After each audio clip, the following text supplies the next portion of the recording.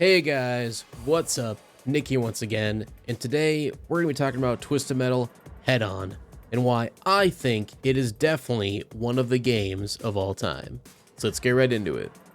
So when it comes to Twisted Metal Head On, if you've been around the channel for quite a while, you know my stance on this game. I don't think it's bad, but I don't think it's good. I just genuinely think it's the most meh game in the entire series. You're going to have a decent time every time you pick up and play it, but it's going to wear old very quickly, and you're going to start noticing its faults after one playthrough. Is that necessarily a terrible thing, or does that make it the worst game in the series? No, not at all. And that's why I genuinely don't think it's a bad game. I just think it's very bland. I just think it's one of the most boring games in the series. It's one of those things where when I get put up next to Twisted Metal 2 or Head On, more times than not, I'm probably going to choose Twisted Metal 2 because even though it makes me rage more than anything, and I absolutely hate that game, at least I'm having some type of an experience where I'm staying awake for it. With Head On, I don't know, man. I just fall asleep playing this game, but maybe I'm in the minority with that.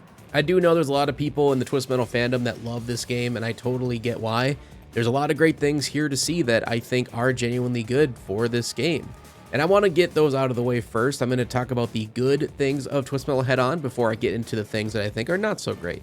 So starting out with that, the first thing I think that is the number one thing anybody that played this game or has seen this game can agree on is Head On has one of the best rosters in the Twisted Metal series. I genuinely think it's got one of the biggest and best rosters. I like that they brought in a ton of old fan favorites from Twisted Metal 2 mainly. They even brought some fan favorites from TM1 back like Crimson Fury. And I love that they even implemented a couple new characters, even if the new ones aren't that great, to be honest with you. Like Cousin Eddie and ATV, I don't know what they were thinking there. Kind of wish we would have just got Minion back and maybe like a demon character or something, but oh well, at least we got something new, right?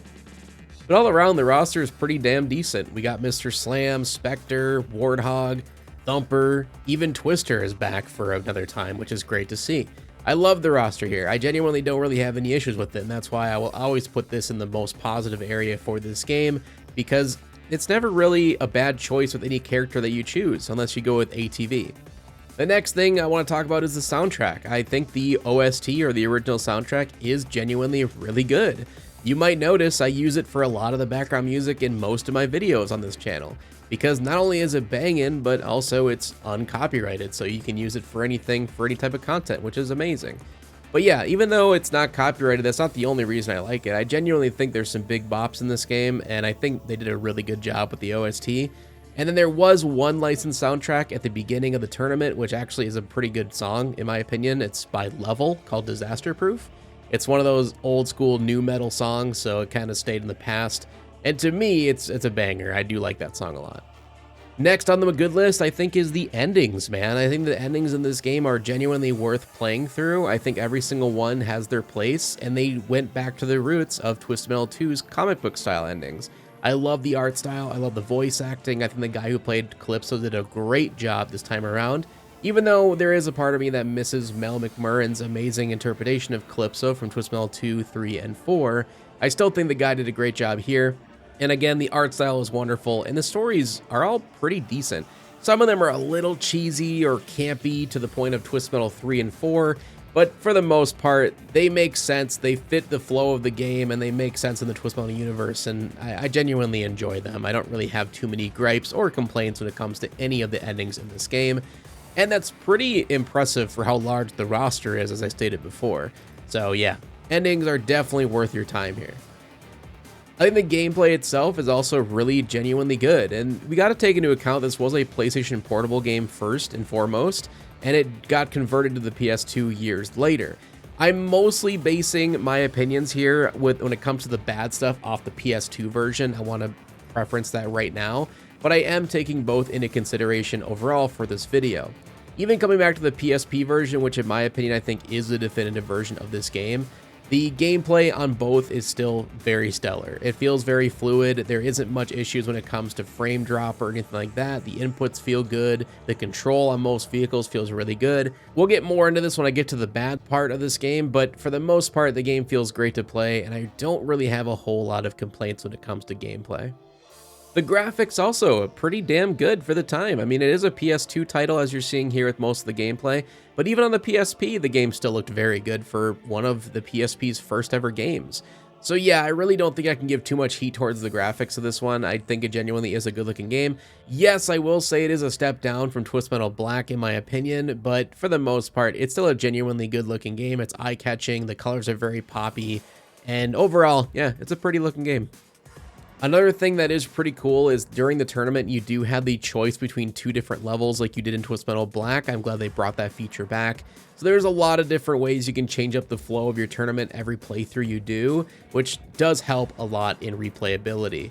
It's just kind of a bummer. The levels you get to choose from aren't really the best, but we'll get more into that later in the video when I talk about the bad stuff. And lastly, the online play for the PlayStation Portable was amazing for its time. I genuinely had a lot of fun with it back in the day on my PSP. If you guys never played the PSP online with head-on, you were truly missing out. It felt just like Twist Metal Black Online, but just on the go, and of course, just a different game in general. But for the most part, the gameplay was really great. I remember the servers not having too much issues, the game played really well, and it felt pretty balanced for the most part. Also, we have to take into consideration if you have the PS2 version, yes, you sadly are missing out on the online features, but you got a ton of extra content with the Lost content. So you got the Lost levels from Twist Metal Harbor City that was canceled, well, a couple of them anyway, that were fairly playable in this version. You also got to see a ton of scrapped endings from Twist Metal 1, which were hilarious and amazing. You got to see a small documentary on the making of Twisted Metal from David Jaffe and Scott Campbell and a few other guys that made the games. And overall, you just got a lot of content for your money, honestly. It was really cool when this came out on the PS2 and it came with all the extra content, and it wasn't a full price game either because they knew it was just basically a re-release of a PSP title brought to PS2. And for the most part, it feels pretty much the same as the PSP version, except for it's just a lot more glitchy. I will say, like I said before, the definitive version of this game is the PSP version. If you have not played that version, you've only played the PS2, highly recommend getting an emulator or getting a PSP and checking out that version because you will have a much better time. And sadly, for me anyway, that's kind of where the goodness stops, in my opinion. There definitely is some other things that I want to preference that are good about this game. I think that there was some creativity here and there, and they did try for the most part. But I do feel that overall, this game just feels like it's lacking heart. I don't know how to explain it. It's just one of those things, like, out of every Twisted Metal, this one feels like the one that just doesn't have a soul. It just kind of feels like it was made by other people, if that makes sense. It just feels like the oddball in the group. I wish I could be more specific on this or give you examples as to why I feel this way, but that's just how I feel. I know other people have agreed with me on this, so I know I'm not alone, but it just genuinely feels like this is the only one that doesn't really have its own style or its own soul, if you will. And that honestly might have to do with the fact that this was created after the failure of Harbor City that got canceled. It really felt like that game had a lot more soul and love put into it, and the fact that it got canceled probably disheartened a lot of the people who made Twist Metal head-on because they wanted that to be their baby. And then they were kind of just forced upon this for a PSP title, which, you know, at the time was a handheld, so they kind of were like, ugh, who cares, we'll just throw a game out there and make it feel like a remake of TM2, if you will. I have heard some things that this game was meant to be a official Twisted Metal 3 because the original creators, Scott Campbell and David Jaffe, don't look at TM3 or 4 as definitive games in the series. I think they're wrong, but that's okay. You know, it's all preference. So they genuinely thought that Head On would basically be the official Twisted Metal 3. But in my opinion, it feels more like kind of a remaster of Twisted Metal 2 in a way, because it's just Twisted Metal 2 just with better graphics and better gameplay, in my opinion, but just without the soul of Twisted Metal 2 and its difficulty. So yeah, moving into the bad section, the first one on my list is the level design. Don't get me wrong, there is a couple bangers in this game. I like Russia a lot. I think LA is an okay level, and I like Greece, but I don't know. All the other ones just really fall flat. Even Egypt is okay for the most part. It's 10 times better than TM3's Egypt, we'll put that out there, but every other map just is very forgettable, very bland. I don't know if it's just the textures or maybe it's the layout, maybe a mixture of both, but just something about the level design in this game is just nothing to write home about. There's very forgettable, very boring levels all around, and just, Yeah, it's not that they're frustratingly bad. It's nothing like Drive-In Theater and Twist Metal Black kind of frustration or Moscow and TM2 frustration. It's more of just bleh, just boring, right? Just mid. So yeah, a lot of the level design in this game is it leaves a lot to be desired. The next one is the balancing. It just feels like they balance the game too much, if that makes sense. I think it would make a lot more sense for the online capabilities, and that's probably why the game feels the way it does, because again, for online play, it feels great. You can choose pretty much any character in the game, go through and kill a ton of people and have a good time on the go. But when you bring it to a single player function and you're playing it on a PS2 at home on a home console, the game feels so balanced to the point that you can choose any character in the game and it just feels easy. Like there's no challenge at all in this game whatsoever except for the mini games, and we'll get into that in a minute. But as for the balancing, it just feels like all the weapons do way too much damage to the point of everything feels the same. All the cars feel the same, the handling feels the same, the speed feels the same. It doesn't matter who you choose, whether you're a giant monster truck or a tiny motorcycle. It feels like you guys go the exact same amount of speed with the same amount of handling and you do the same amount of damage. It doesn't make any sense.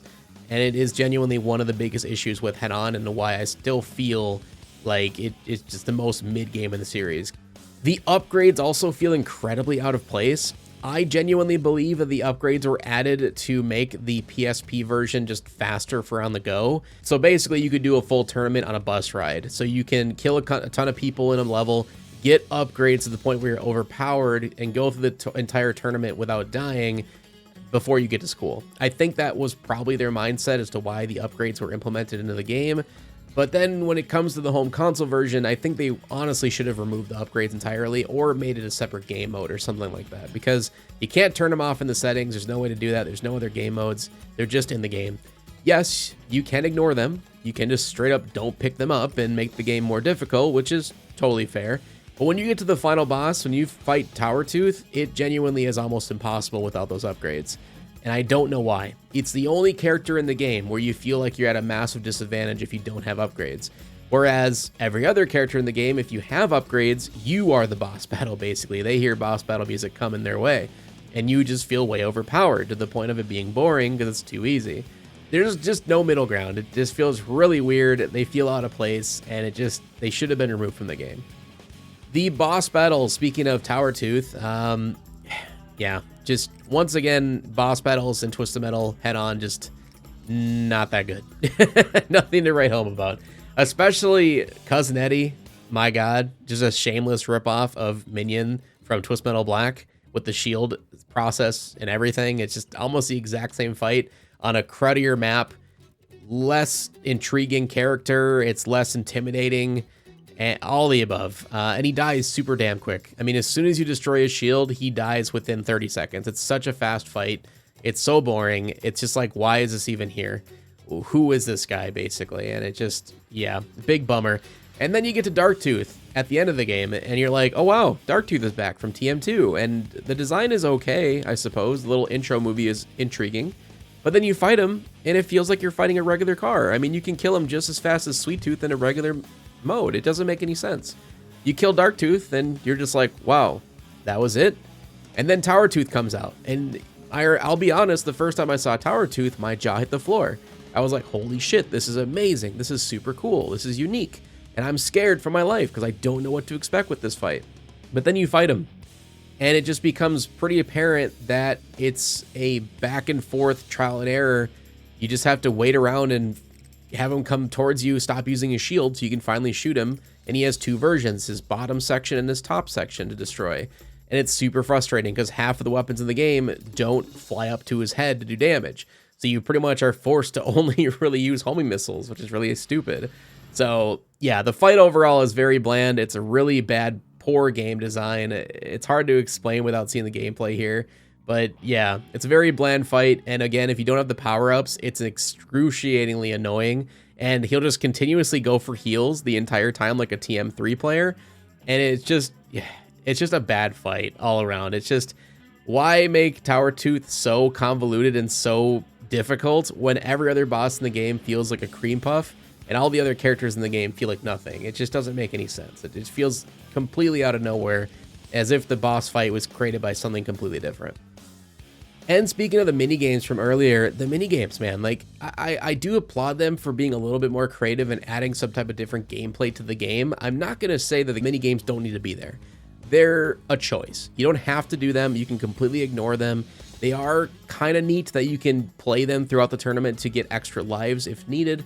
But for the most part, they're just frustrating. They're boring, and they're just really weird. Some of them are platformers, some of them are races, and some of them have to do with being a tank and destroying other tanks with really shitty ice physics. It makes no sense. They're just very off the wall. They don't fit the game or Twisted Metal, in my opinion, at all. And they should have been like a mobile game. They should not have been in a PSP title or a PS2 title for that matter. So, I don't know. The mini games, you can kind of take it or leave it, I suppose. I guess you can ignore them. They're not forced upon you, which is awesome. If they were forced upon you, I'd be a lot more angry. But just the fact that they're there in the game at all, it's just kind of weird. So that is pretty much it for my reasons as to why I feel Twisted Metal Head-On is the most mid game in the series. Again, I didn't have a whole lot of good and I didn't have a whole lot of bad to talk about. It was kind of 50-50, and that's why I don't genuinely think this game is bad or good. It's just mid. It's in the middle. It's blah. And that's why Twisted Metal Head-On is one of the games of all time. It's just forgettable. I don't have a bad time when I come back to it, but there's nothing that ever draws me to come play it. It's just kind of like, oh yeah, that game is in the series. Let me check it out and see what happens. But it's such a quick gameplay. It's such a quick playthrough that it's just forgettable within 2 hours. So I don't know, man. Twisted Metal Head-On to me is just mid. If you like this game, I don't want this to deter you in any way or make you feel like I think you're wrong for liking this game. I genuinely can understand why people do. It's just not for me, man. But I hope you guys enjoyed the video. Regardless, if you liked it, make sure to leave a like, share, support, subscribe so you don't miss the next one. And we'll hopefully see you in the next one. Peace out, everybody.